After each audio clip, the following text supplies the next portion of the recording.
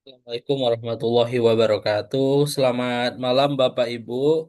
Pada malam hari ini mungkin perkuliahan agak sedikit berbeda, G. Karena pada malam hari ini saya ada kegiatan yang perlu saya urus terlebih dahulu. Mungkin untuk pertemuan hari ini saya buatkan video tentang materi yang akan saya ajarkan nantinya. Nah, video ini nanti akan saya share di grup WhatsApp.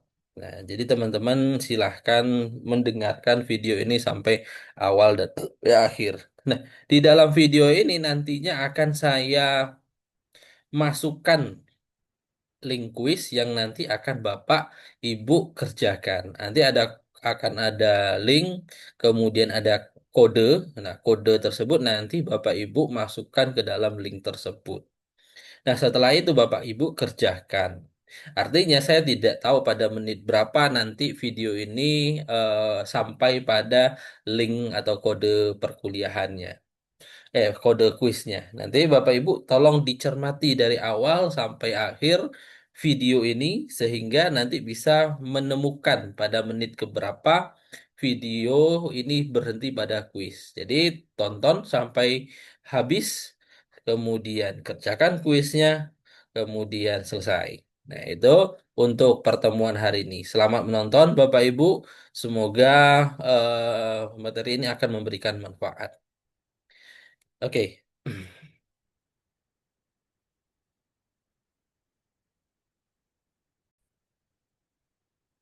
Oke, baik Bapak Ibu, pada materi hari ini yaitu kita akan membahas tentang penemuan hukum. Jadi, pada mata kuliah pengantar ilmu hukum, ini ada juga materi yang mengenai tentang penemuan hukum. Nah, penemuan hukum itu apa? Kalau kita lihat masalah-masalah hukum, gitu Bapak Ibu ya, penemuan hukum ini bermanfaat untuk memecahkan masalah. Jadi pada dasarnya ilmu pengetahuan termasuk ilmu hukum ya Bapak Ibu ya berfungsi untuk memecahkan masalah. Jadi ilmu itu adalah tujuannya untuk memecahkan masalah yang ada di dalam kehidupan masyarakat. Kalau kita lihat pendapat dari Mortokusumo, dalam masyarakat itu banyak sekali masalah. Baik masalah rumah tangga, masalah individu, dan masalah-masalah lainnya. Nah, di sini ilmu berperan penting. Ilmu itu berguna untuk memecahkan masalah-masalah tersebut. Secara sosial, masalah tersebut hanya bisa dipecahkan melalui apa? Ide-ide yang ditemukan oleh ilmu pengetahuan. Nah, berbagai masalah sosial tersebut idealnya harus mampu dipecahkan oleh ilmu pengetahuan. Baik dari segi aspek hukum, kemudian dari segi diseleksi, kemudian dirumuskan, dipecahkan. Jadi kalau untuk apa ya, untuk memecahkan suatu masalah di dalam ilmu hukum ada prosesnya yaitu menseleksi, kemudian merumuskan, terakhir yaitu memecahkan. Nah, kemampuan dan keterampilan untuk menyeleksi, kemudian merumuskan masalah hukum tersebut harus dikuasai oleh mahasiswa-mahasiswa Fakultas Hukum atau Fakultas Syariah. Jadi berbekal ilmu pengetahuan hukum, mahasiswa itu dianggap sudah bisa nanti untuk menyeleksi, merumuskan, dan memecahkan masalah-masalah hukum. Nah, karena apa? Karena nanti teman-teman yang sudah lulus dari Fakultas Syariah ini, ujung-ujungnya akan diterima di pengadilan agama atau di KUA sebagai hakim. Nah, hakim di sini perlu untuk memeriksa, kemudian menyeleksi, merumuskan dan memecahkan masalah. Karena hakim di sini diminta oleh negara untuk memecahkan masalah. Nah, pemecahan masalah ini membutuhkan yang namanya dengan penemuan hukum. Nah, penemuan hukum menurut Mortokusumo yaitu adalah penemuan atau suatu proses pembentukan hukum oleh hakim atau aparat hukum lainnya yang ditugaskan untuk menetapkan peraturan hukum yang bersifat umum pada peristiwa hukum yang bersifat konkret. Nah, maksudnya apa? Penemuan hukum ini adalah suatu proses yang dilakukan oleh orang yang memiliki profesi di bidang hukum, baik itu hakim ataupun aparat penegak hukum lainnya. Untuk apa? Untuk menetapkan atau bisa mengambil menyelesaikan suatu masalah hukum yang baik itu ada pada peristiwa hukum yang bersifat konkret. Nah, penemuan hukum juga dapat dikategorikan sebagai proses apa itu namanya? Kristalisasi atau individualisasi peraturan hukum Dasolen. Jadi supaya hukum tersebut apa itu namanya itu bisa ditentukan. Jadi hukum yang bersifat umum nanti bisa didasolenkan atau diperhatikan secara konkret. Nah, sesungguhnya menemukan hukum tersebut merupakan adalah suatu karya manusia. Hal ini berarti bahwa penemuan hukum ini masuk kategori seni. Jadi hal ini dikatakan berarti bahwa setiap penemuan hukum itu melalui proses seleksi subjektif ataupun peristiwa-peristiwa yang relevan. Nah, seni itu kan merupakan suatu hasil cipta karsa manusia. Nah, penemuan hukum di sini juga hal yang masuk seperti itu. Nah, penemuan hukum walaupun bersifat karya manusia atau bersifat seni, tetapi ini bertujuan untuk menyelesaikan masalah, bukan menambah masalah. Itu yang dinamakan dengan pengertian penemuan hukum. Nah, penemuan hukum sendiri itu dibagi menjadi dua. Jadi hakim dalam menemukan hukum itu ada dua sistemnya. Yang pertama otonom dan yang kedua itu heteronom. Nah, pada sistem penemuan hukum otonom, hakim itu hanya apa ya, terikat pada putusan hakim yang telah dijatuhkan sebelumnya dari perkara-perkara sejenis. Artinya apa, Bapak Ibu? Dalam penemuan hukum otonom, hakim itu hanya menggunakan putusan hakim yang sebelumnya dan putusan hakim itu sudah ingkrah. Jadi tidak ada kreasi atau kreativitas dari hakim tersebut. Dia hanya mencontoh perkara-perkara sejenis yang telah diputuskan pada sebelumnya. Nah, bagaimana kalau belum diputuskan? Nah, tentu masuk ke dalam penemuan hukum heteronom. Nah, pada sistem ini hakim dipaksa untuk mengeluarkan putusannya serta dia harus melihat peraturan-peraturan yang ada di dalam peraturan-peraturan perundangan ya. Tapi dia di luar dirinya. Bayangkan kalau dalam diri hakim itu menganggap bahwa ini suatu hal yang baik. Akan tetapi undang-undang menganggap ini suatu tidak yang baik. Maka hakim akan apa tuh, mengalami konflik di dalam dirinya. Tentu dia harus melihat mana yang saatnya kita menggunakan peraturan di luar diri kita, mana yang harus kita tunduk pada diri kita, mana pada artinya mana yang perlu kita ikuti kata hati kita. Jadi pada penemuan hukum heteronom ini Bapak Ibu, hakim itu tidak bersifat mandiri seperti otonom. Dia tidak apa ya, tidak terkait dengan putusan orang lain. Jadi hakim tersebut harus melihat undang-undang ataupun tunduk pada ketentuan peraturan perundang-undangan. Nah, itu dinamakan dengan sistem penemuan hukum otonom dan heteronom. Nah, pada penemuan hukum itu bukan semata-mata untuk menerapkan apa ya, undang-undang, kemudian pada peristiwa konkret, tetapi ada unsur yang lebih besar daripada itu, yaitu penemuan dan penciptaan hukum. Nah, Murto Mertokusumo mengatakan bahwa tidak ada batas antara penemuan hukum heteronom dan otonom.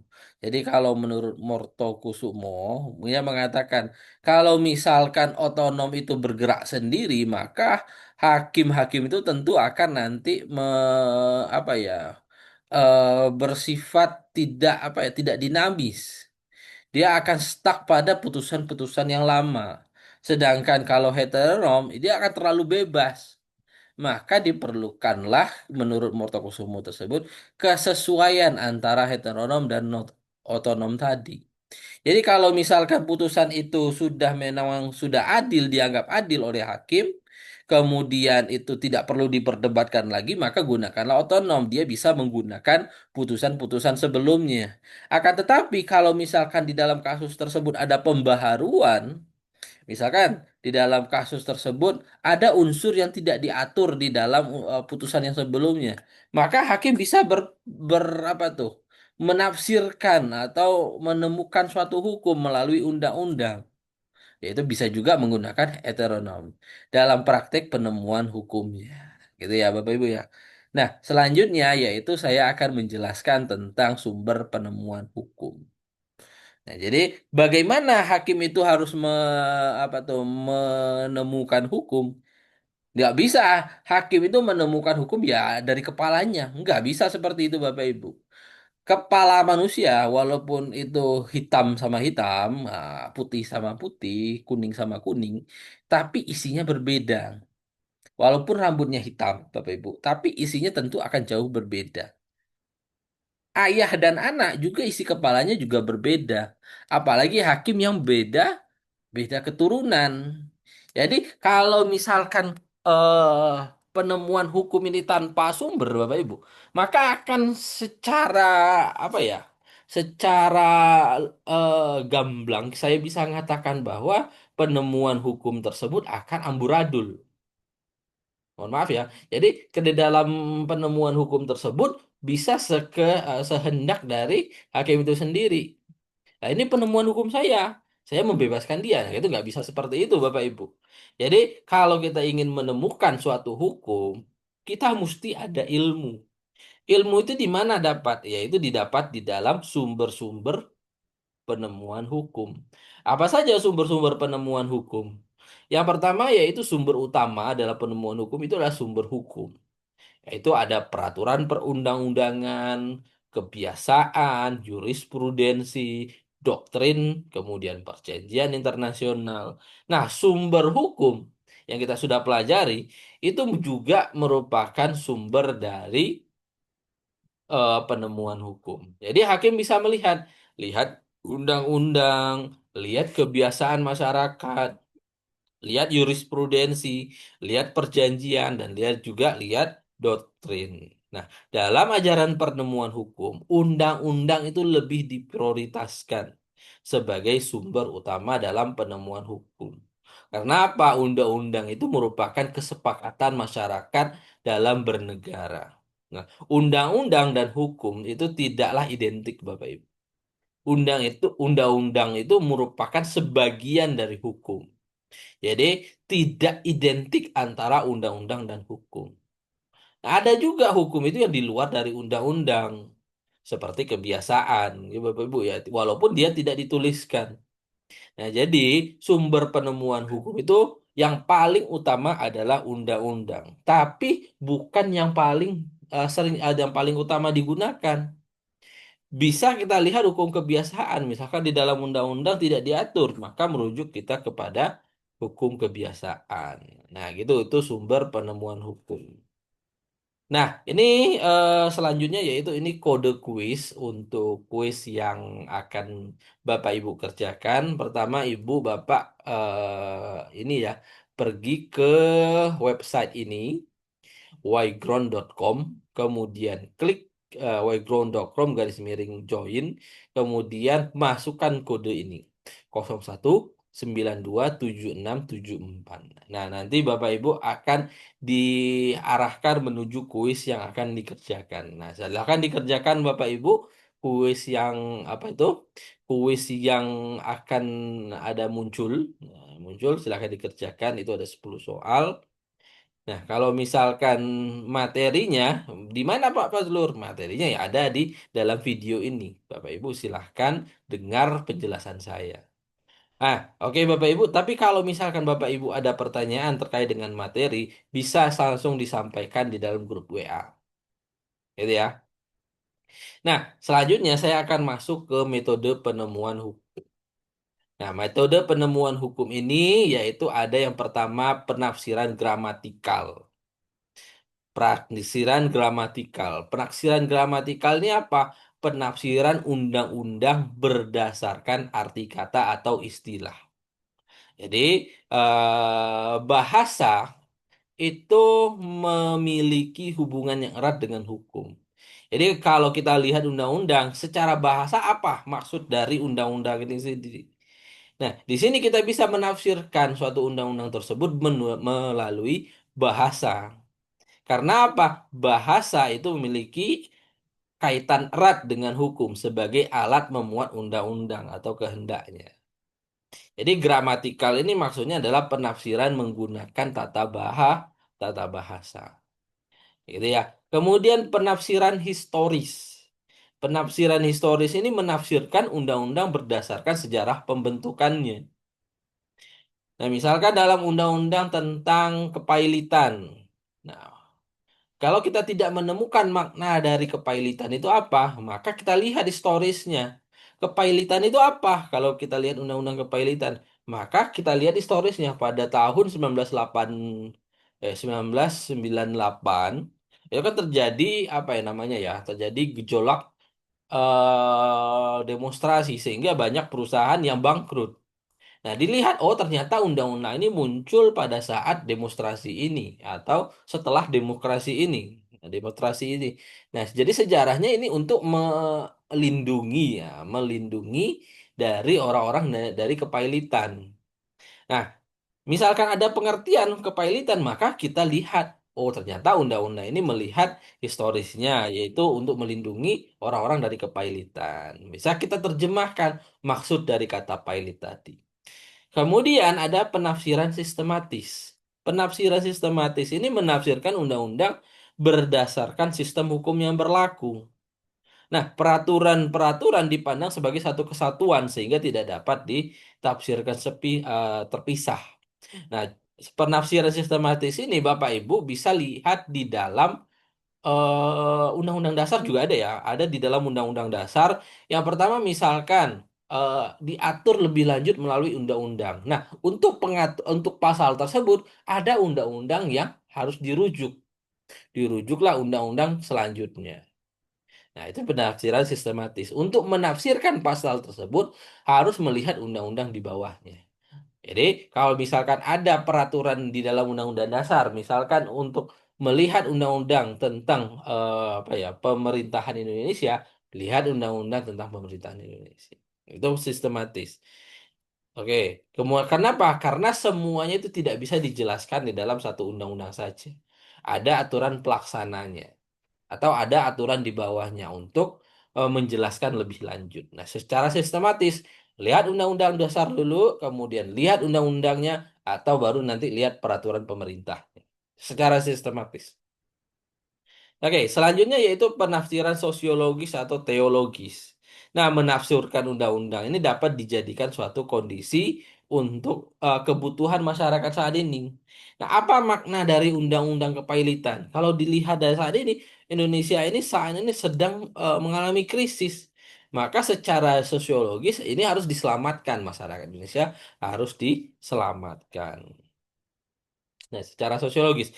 Kemudian ada penafsiran autentik. Penafsiran autentik ini apa? Penafsiran yang diberikan secara langsung oleh undang-undang. Artinya, penafsiran tersebut ada di dalam undang-undang itu. Misalkan dalam pasal 1. Contohnya undang-undang dasar ya Bapak Ibu ya. Nah, bagian pertama undang-undang tersebut ada pasal-pasalnya. Kemudian bagian kedua dari undang-undang tersebut ada penjelasannya. Nah, penafsiran yang otentik adalah penafsiran yang ada di dalam undang-undang tersebut, yaitu yang ada di dalam penjelasan undang-undang tersebut. Jadi apa maknanya Bapak Ibu? Jadi maknanya penafsiran otentik ini adalah penafsiran yang paling kuat karena dibuat langsung oleh pembuat undang-undang mengenai arti dan istilah yang ada di dalam undang-undang tersebut. Misalkan kita tidak paham di dalam pasal 2, Maka kita lihat di dalam pasal 2 ada nggak penjelasannya di dalam bagian penjelasan. Nah, seperti itu. Yaitu selanjutnya yaitu penafsiran interdisipliner. Nah, penafsiran yang dilakukan dengan melibatkan analisis berbagai disiplin ilmu ini dinamakan dengan penafsiran interdisipliner. Jadi kalau kita menafsirkan itu banyak sekali tafsirannya harus melibatkan ilmu-ilmu di luar ilmu hukum. Kemudian tadi interdisipliner ya berbagai ilmu yang ada di dalam bidang hukum. Artinya di dalam bidang hukum bukan di luar bidang hukum. Selanjutnya ada multidisipliner. Multidisipliner ini adalah penafsiran yang di luar penafsiran yang melibatkan ilmu-ilmu yang ada di luar ilmu hukum. Nah, itu Bapak Ibu. Nah, metode penafsiran yang banyak ini metode penafsiran itu banyak sekali dipengaruhi oleh von Savigny. Artinya, Ponsavik ini menyatakan bahwa penafsiran itu penting dalam merekonstruksikan undang-undang atau menjelaskan suatu undang-undang. Nah, Ponsavik ini juga mengatakan bahwa penafsiran itu merupakan sebagai suatu seni. Nah, ini yang saya sampaikan tadi. Menafsirkan itu merupakan suatu seni. Nah, jadi termasuk kalau kita menafsirkan Al-Quran ya juga termasuk seni. Tapi ingat Bapak Ibu, kita nggak boleh sembarang menafsir tanpa ilmu. Begitu juga dengan Al-Quran. Apalagi dengan Al-Quran ya Bapak Ibu. Tafsirannya nggak boleh sembarang nafsir harus dengan ilmu. Nah, itu untuk pertemuan kita pada hari ini. Silahkan Bapak Ibu kerjakan kuis. Kemudian silahkan nanti kalau ada yang ingin bertanya bisa melalui chat group. Sekian dari saya tutup dengan bacaan hamdalah.